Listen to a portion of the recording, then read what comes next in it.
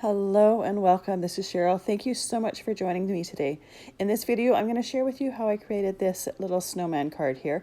Now, I used peel off stickers for this, but there is a way to do it with die cuts that have a thin line. I'll link to a video that you can check out at the end of this video. So the first thing I'm doing is I have a piece of cardstock that has some double-sided tape, and you want a nice strong double-sided tape. I'll share the one that I like to use in the description down below and put a link to it. I'm going to put my peel-offs on the backing of the tape. So the piece that I put to the side is the part of the cardstock that has the tape on it. And I'm just working with the backing right now. I'm putting my peel-offs the sticky side up. In order to make sure that they don't stick to my fingers, I like to either have a damp cloth to the side or I'll just lick them. But you just want to make sure there's a little bit of dampness to your fingers, and then the stickiness will resist them. And I'm putting them on the backing sticky side up because once I've got them lined up how I want, I'm going to put that piece with the sticky side with the tape on it. I'm going to put it right down onto the backing, and I'm going to get perfect alignment with my peel off stickers without distorting them or warping them. Because these stickers have such a fine line to them, if I were to just try to put the stickers on, it would be really, really easy to have them distorted. This is the easiest and quickest way to get perfect placement every single time. I am going to cut these out, but if you wanted to have them all in one piece, you could line them up perfectly and make sure that they're lined up to put on your piece of cardstock. Next thing I'm going to do is take some black peel-off stickers, and we're not using the outline for these stickers. We're just going to use the insert parts of the hats, and we're going to make black hats on these snowmen. And you'll see that I took my piece of tape backing and I'm just putting it on the bottom of my piece here, just because it is quite sticky. I don't want to be touching that tape. So by putting the backing down, I can have a place to hold without touching the tape part. This just helps when we put glitter on it later. It's going to,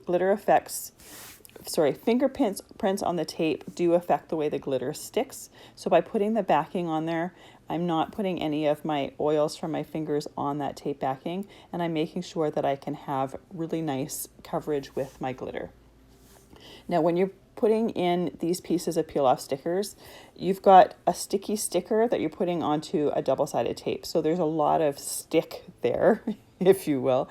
So you do have to be very careful with your placement. Just take it slow, don't rush it. And typically if you have a corner that you can, or an edge that you can line up flat, you'll get nice placement. You can peel these up if you don't get perfect placement, if you haven't pressed them down.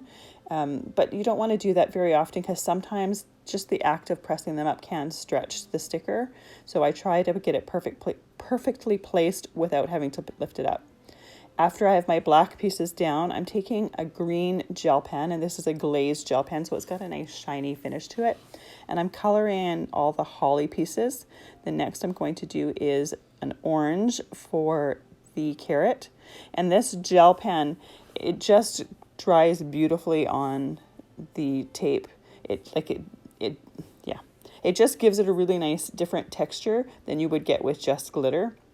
So it's a fun technique to do, and it's a great way to block off certain areas from the glitter and have different colors. So now last color I have is a light blue gel pen, and I'm just using that for the sky colors. It's really easy to color these pens on the tape backing. It's one of those things that until someone taught me, I never would have thought of, but it gives a really, really cool effect when you're coloring onto these stickers. Now that blue is really, really light, and I'm totally fine with that, but if you wanted it to be a bit darker, what you could do is wait for the marker to completely dry and then put another coat on it, and you would get a darker version of that color. The thing that I like to do is I like to put little scribbles on the side of my tape. So you'll see me doing that. And the reason for that is if I get impatient and want to know if it's dry, I'm not going to be touching my image. I'm going to be touching the little scribbles and the dots and stuff like that I have on the side there. Because those are going to be cut off anyways, I know that they're going to be hidden. If they weren't going to be cut off, I would take a scrap piece of paper and do the same thing, have it on a scrap piece of paper so that I can touch those pieces on the scrap rather than touching my actual sample. Once those are completely dried, I'm taking some clear glitter and I'm putting it over that cardstock, and it's going to stick to any of the remaining tape there. Then I'm going to take a piece of that tape backing and I'm just going to burnish it, and that just means rubbing it in circles. It's going to give that glitter really good contact with the tape, and it's going to make it sparkle a lot more. Once that is done, I'm going to take my scissors and I'm going to cut out all 3 of these squares. If you happen to have any glitter anywhere, you can just take a Swiffer duster and use that to clean off your area or anything that might have a little bit of glitter on it. That works really, really well. So when I cut these pieces out, you can either cut right along the line of the peel off, or you can cut a little bit out. I cut a little bit out so there's a tiny little bit of glitter backing showing. I just thought it might be a nice effect. So while I'm cutting that, I'm trying to make sure that the amount out from the lines are even.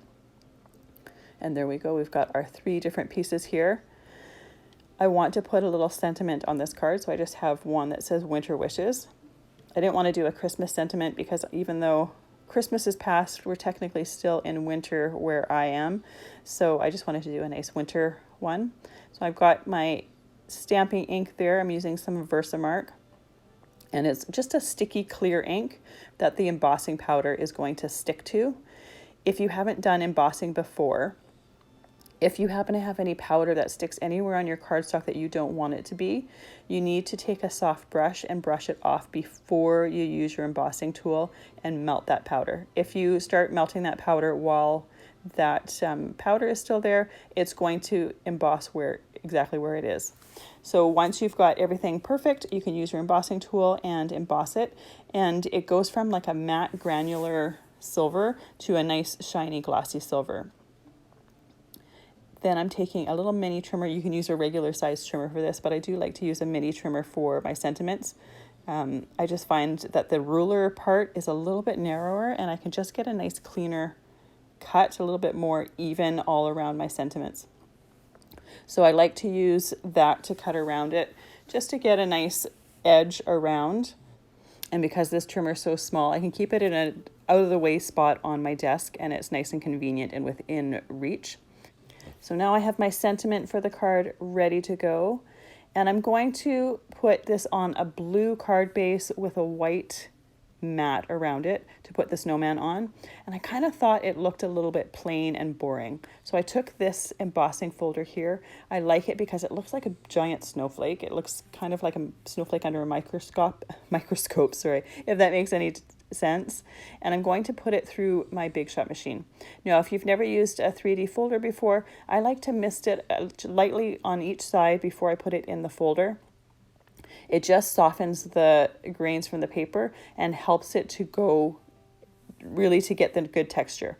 I put it back and forth through my machine a couple times just to really press in that texture, and then I let it aside to dry because it's got the moisture from misting it before putting it in the folder. You do need to let it dry before you glue it onto your card.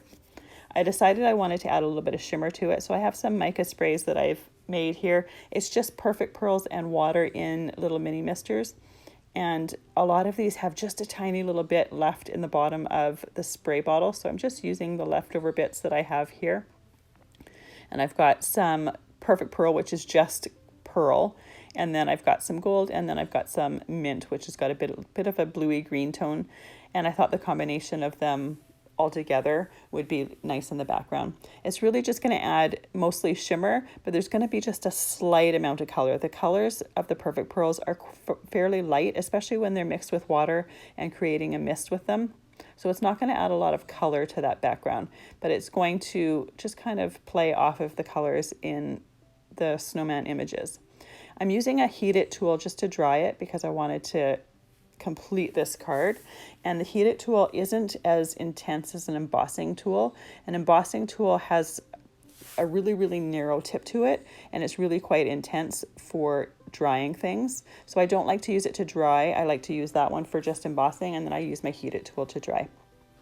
Once it's completely dry, I'm taking my glue, and I'm using Distress Collage Medium, and it's a liquid glue that dries completely clear and it dries matte, and I like it for especially embossing or embossed backgrounds because you can put that glue in on the upper edges to get some really good contact with the card base because there's just so much texture to it. You want to have some good adhesive in order to glue it in place. Once that is completely dry, I'm going to glue my snowman on, and I'm doing the same thing as I did with the background.